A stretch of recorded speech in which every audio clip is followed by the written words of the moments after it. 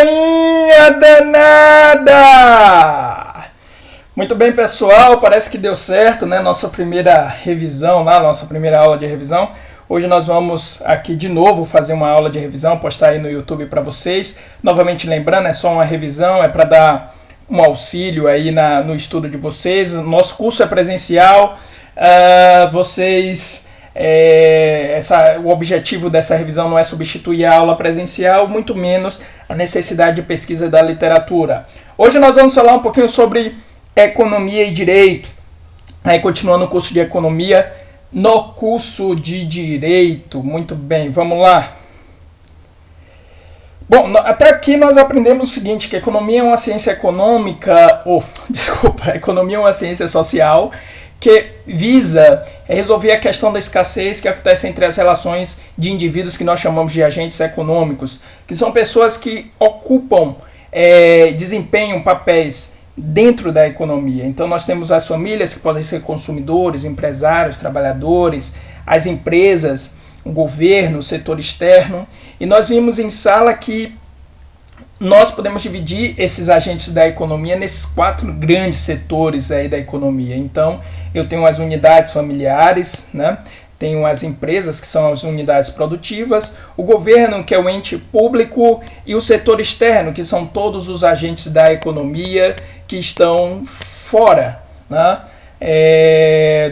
Do nosso país, ou do país que está sendo estudado. Muito bem. Então, nós vimos o seguinte, que todas as relações econômicas, e lá na frente, quando nós estivermos estudando mercados macroeconômicos, nós vamos entender que esses mercados eles são formados justamente pela relação entre esses agentes da economia. Aqui eu tenho uns fluxos que mostram justamente essas relações. Nós, quando formos aprender mercados macroeconômicos, nós vamos dar um zoom nesses fluxos e vamos entendê-los de uma forma mais detalhada. A questão é que a economia ela se dá justamente num relacionamento entre indivíduos que podem ser divididos dentro desses 4 setores. E aí surge a perspectiva do que nós falamos na sala de aula. Ora, se a economia ela acontece para estudar um fenômeno que se desenrola pelo relacionamento de indivíduos, então logo nós podemos dizer que toda relação econômica, toda transação econômica, ela é objeto de estudo também do direito, porque consiste no fenômeno jurídico, ou seja, ações de indivíduos que são passíveis de julgamento, ainda que essas ações não sejam intencionais. Muito bem, então nós percebemos que toda vez que indivíduos distintos se relacionam, e nessa relação, essa relação que nós estamos nos referindo aqui especificamente é a relação econômica, isso comporta direitos e deveres de ambas as partes. Então, aí nós temos a perspectiva do direito entrando como ciência necessária também para que haja um equilíbrio dentro dessas relações. E aí nós vamos falar um pouquinho de como são as intervenções jurídicas do direito instituídas no país em 2 perspectivas, na perspectiva microeconômica e na perspectiva macroeconômica. E aqui nós temos uma singela diferenciação do que seria microeconomia e macroeconomia. Lembrando que nós vamos voltar a isso porque, digamos assim, grande parte do nosso curso vai se dividir justamente em temas relacionados à microeconomia e temas relacionados à macroeconomia. Muito bem, então como é que nós poderíamos definir a microeconomia? Microeconomia é uma disciplina da economia que estuda unidades individuais, né? E aí nós falamos aquela palavra como palavra-chave, a microeconomia estuda unidades específicas da economia. Enquanto que a macroeconomia, ela estuda o comportamento de um sistema mais abrangente, né? Então, nós podemos dizer que a macroeconomia é uma disciplina da economia que estuda os fenômenos econômicos através de variáveis agregadas, ou seja, a palavra-chave é um estudo agregado da economia. Isso daí a gente vai entender melhor quando a gente estiver entrando basicamente em temas mais relacionados à perspectiva microeconômica e mais relacionados à perspectiva macroeconômica. Muito bem. Só que nós temos que entender o seguinte, então o que seria necessária a presença do Estado, o que seria necessária a intervenção jurídica, o que seria necessária a instituição de controles nessas relações econômicas numa perspectiva tanto microeconômica, e aqui eu estou falando de mercados específicos e relações específicas entre indivíduos específicos, e aqui um exemplo clássico seria o consumo de um determinado bem ou serviço de um consumidor final com uma empresa que o produz, por exemplo. Então, primeiro nós vamos falar um pouquinho sobre isso numa perspectiva microeconômica e depois nós vamos falar um pouco sobre isso numa perspectiva macroeconômica, o que seria essa necessária intervenção do Estado, essa presença jurídica e, consequentemente, essa interseção entre direito e economia. Muito bem, o primeiro fator, né, da necessária intervenção do Estado, da presença do direito versando sobre uma relação econômica está na perspectiva das externalidades. O que é isso? Isso quer dizer o seguinte, que as relações de consumo e de produção, elas não dizem respeito apenas aos agentes econômicos que são, digamos assim, protagonistas dessa relação. Em outras palavras, eu quero dizer que a minha decisão de consumo e as decisões de produção de uma empresa a qual eu escolhi tem consequência a terceiros. Então, nesse momento, nós temos aí a necessidade da intervenção, a necessidade da regulação do Estado, das leis e de toda a estrutura legal que versa justamente a disciplina do direito. Por que isso? Um exemplo que nós demos em sala de externalidade, talvez uma decisão de produção que tenha causado maior externalidade na história do Brasil foi a tragédia, né, de Mariana. Então, nós vimos ali que a decisão de uma empresa da Samarco de como lidar com os dejetos de sua produção, uma decisão equivocada e aparentemente as investigações estão indicando que essa decisão também foi uma decisão não só equivocada e imprudente, mas também criminosa. Isso daí é uma coisa que o direito irá julgar, a justiça irá julgar no momento correto. Eu só estou dizendo o que parece, dadas as notícias que chegam até nós. Então, que uma decisão de uma empresa gerou um impacto inigualável, talvez na história da humanidade, não só na história do Brasil, um impacto ambiental e social assim realmente de proporções colossais. Então isso daí é um exemplo de externalidade. Um outro exemplo também que nós temos da necessária intervenção do Estado seriam as assimetrias de informação. E aí é uma desvantagem clássica que os consumidores têm frente às empresas, né? Se todas as informações importantes, necessárias de um determinado produto estão sendo prestadas para aquele consumidor que está consumindo. E a gente pode pegar exemplos dos mais simples até os mais complexos.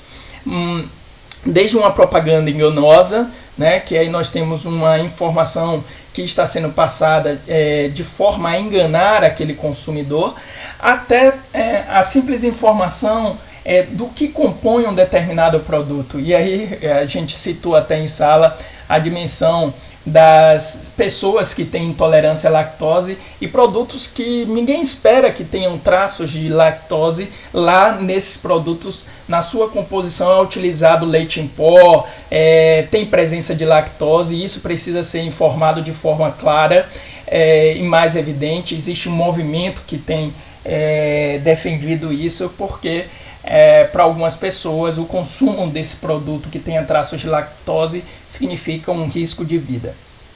E também, por fim, nós dizemos o poder do monopólio, que está ligado à perspectiva da estrutura de mercado. Nós demos uma breve introdução de estrutura de mercado, mas será o nosso próximo assunto que nós vamos estudar aí. Sobre essa estrutura de mercado, nós temos, de acordo com a lei número 12.529 de 2011, a instituição do Sistema Brasileiro de Defesa da Concorrência, que ele vai visar justamente manter as estruturas dos mercados microeconômicos distante de um monopólio ou uma concentração que seja prejudicial aos consumidores. E aí esse sistema brasileiro, de acordo com a lei citada acima, ele é instituído pela Secretaria de Acompanhamento Econômico e pelo Conselho Administrativo de Defesa Econômica. E eu lembro vocês justamente a atividade que nós fizemos, que foi de pesquisa do que compõe o sistema brasileiro de defesa da concorrência, e quais são as atribuições de cada um desses órgãos componentes desse sistema. A função principal do sistema é a defesa da concorrência. Então aqui nós temos duas perspectivas, como eu acabei de falar: o controle das estruturas de mercado, e aqui eu estou falando da concentração da oferta de um determinado produto na mão do maior número de empresas possível, ou num número de empresas que não seja prejudicial ao consumidor, e o controle de condutas também. Não só a questão de quantas empresas estão competindo entre si, mas se efetivamente essas empresas estão competindo ou se elas estão praticando ações anticoncorrenciais, como nós falamos. Muito bem. Saindo da perspectiva microeconômica, nós entramos na perspectiva macroeconômica, onde a estrutura do Estado, a instituição Estado, ela tem princípios que deve zelar na sua conduta da economia. E aí nós temos objetos de discussão, vários os temas. Esse tema é extremamente atual, a questão da intervenção do Estado e qual as consequências desta intervenção do Estado dentro da economia. Hoje nós no Brasil vivemos uma crise econômica que tem realmente sua raiz numa crise política, tanto na perspectiva da má intervenção do Estado, como também da incapacidade desse Estado de entender e superar essa crise com ações objetivas, com uma articulação política melhor. Então nós discutimos bastante isso, e a base de toda dessa primícia, ou desses princípios econômicos, é justamente o artigo 170 da Constituição Federal, e aí está versado justamente quais são os princípios da ordem econômica para a nossa república, para o nosso país, e deve ser esse ponto, o ponto, digamos, que deve direcionar todos os governos. Ainda falando sobre a Constituição Federal e da perspectiva macroeconômica, nós temos, por exemplo, a política monetária, que é uma política também de decisão dos governos, também de decisão do Estado, que ela está fundamentada no artigo 48 da Constituição Federal. Política fiscal, que um dos pontos da incredibilidade dos mercados, do setor externo e do mercado interno também, em relação à economia do Brasil, é justamente esse desajuste fiscal que nós temos hoje, que consiste em péssimas escolhas na perspectiva da política fiscal, e está no artigo 145 a 165 da Constituição Federal.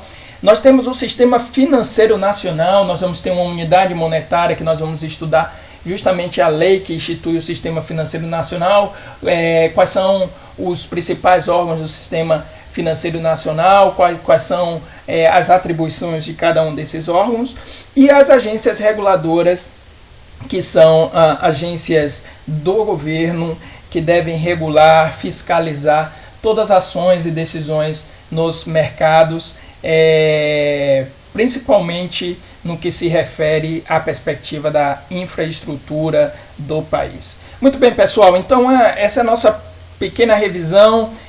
Aproveitem, recorram à literatura. Vocês podem encontrar facilmente isso no texto base aí do nosso plano de ensino, que é no livro do Sandoval. E é isso. Se você gostou, aí deixa aquele velho like, algum comentário. Se tiver alguma pergunta, pessoal, deixa no comentário, que aí a gente pode estudar como responder isso daí, ok? Um abraço, já fui, bora Bahia!